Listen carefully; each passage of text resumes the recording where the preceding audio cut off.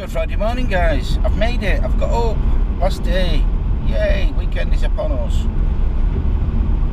And I'm stuck behind a truck, so I'm driving to work extremely slowly, which means that I've got all the time in the world in my head. I might be a bit late getting to work, but you know, it's all time off, innit? It's Friday. I've got indigestion for some bizarre reason, and hopefully it's not a sign of things to come today. So I shall speak to you all shortly.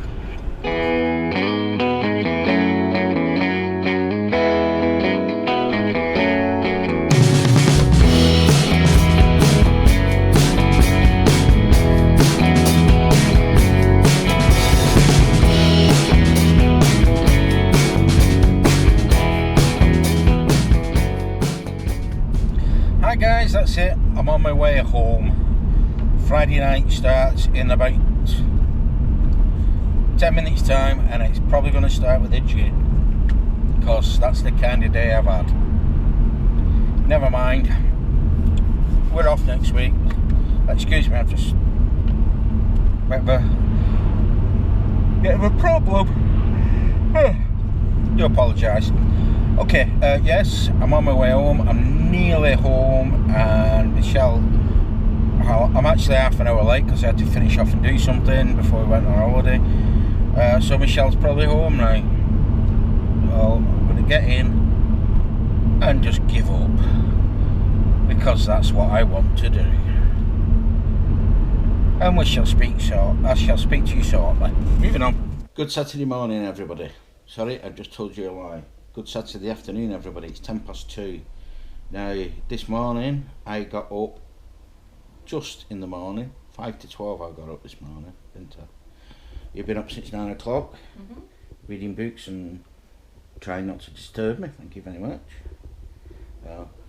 We've just had, well, it would have been breakfast if I'd got up at any hour that was in the morning, but seeing as it's kind of lunch, we've just had an omelette lunch. Thank you very much. Made by Michelle, dished out by my own fair hand, and I didn't burn myself on the pan, which I'll take as a definite victory.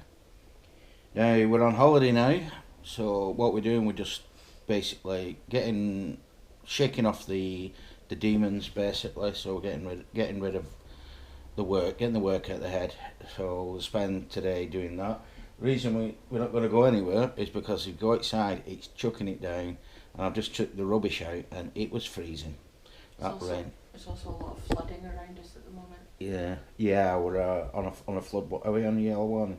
No, but you can hear the emergency services going past. Yeah, so it's a day for hankering down. We're going to hanker down. We have a chicken to roast, yes. So we're going to have a roast dinner, relax. I'm going to watch rugby, and then no doubt Michelle will be watching Strictly Come Dancing later. If I watch the rugby this afternoon, it's only fair. So we'll watch that, and we'll just basically have a Saturday decompress, yeah? Now I know I was I'm talking behind the camera. I know I was only off last weekend, but you can't have too much downtime, I don't think, can you? No. And I know Michelle needed it. You could tell it was time for a week off, wasn't it? Yeah, just decompress and read. I've got a couple of library books I want to get through, and a whole stack of other books I want to get through, and that, I mean, you're basically looking at the entirety of the next 9 days as far as I'm concerned. Punctuated by making dinner. Yeah. One thing, obviously excuse the washing, but over there, I don't know if I'm pointing in the right direction, my screen's gone off, but on the top of the dance set is a record player. On top of the record player is Michelle's library book stack. I'll probably put a big arrow towards it. Now, generally, that is a lot higher, so you haven't got a lot of... I haven't got a lot left to read, no. I've read The Nickel Boys, which is about... Nickel? No, it's not actually. It's about a reformatory school during the Jim Crow era in America. I don't even know who Jim Crow is. It's to do with, after, when they started integrating, when they got rid of the slavery laws and the segregation laws and all of those things, they started integrating, and black people were allowed to go into white people's shops and stuff, but it had only just started. So there's this reformatory school in the south of America, and it's about their experiences there and how they got whipped and beaten and things. It was one of Barack Obama's recommended summer reads, so I borrowed it from the library, and it was actually really interesting. It's fiction, but it's based in fact, if that makes any sense. I also had, my goodness, what have I just read? You're going to see a cut now. Cut. Uncut. Alright, so things that I have read recently. The Hiding Place by Corrie ten Boom, which is a book about a woman who worked in the underground movement during the Holocaust, and she hid Jewish people.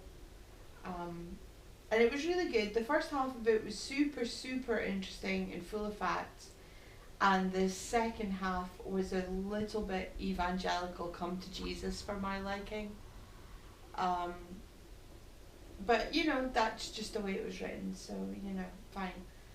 I also read Superbugs, The Race to Stop an Epidemic by Matt McCarthy. And that is all about a doctor in America who was running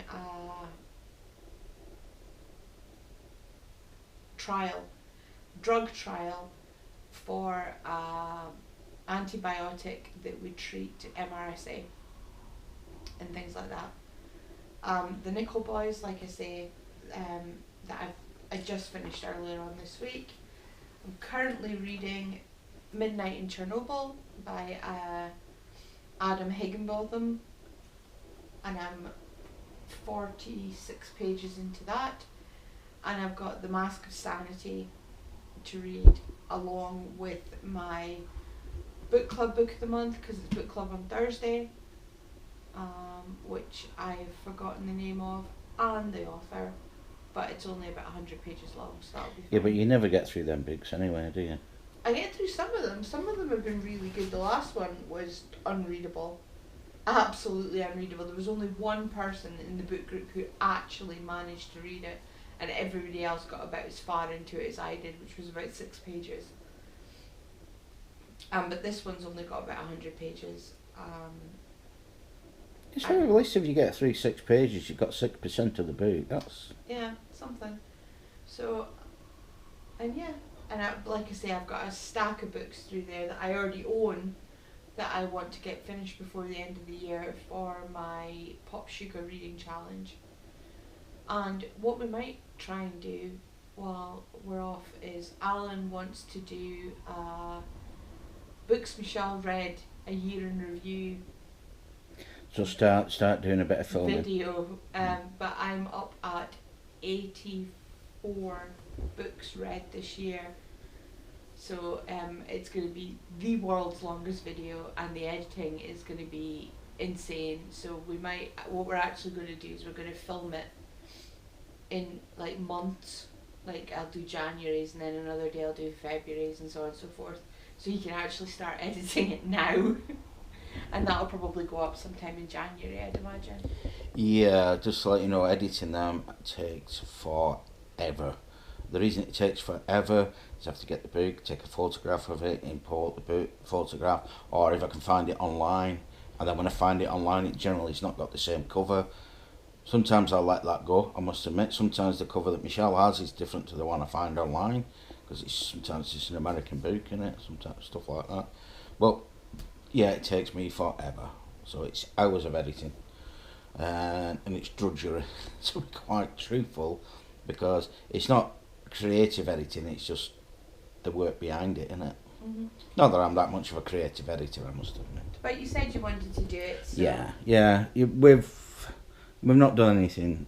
We've done. Did we do? We did one or two earlier in the year, didn't we? We did the books I was going to read, or the books that I had read. But as anybody who's ever watched me, like for example, what I've just done, knows, when I start talking about books, I go off on a bit of a tear, and it takes forever.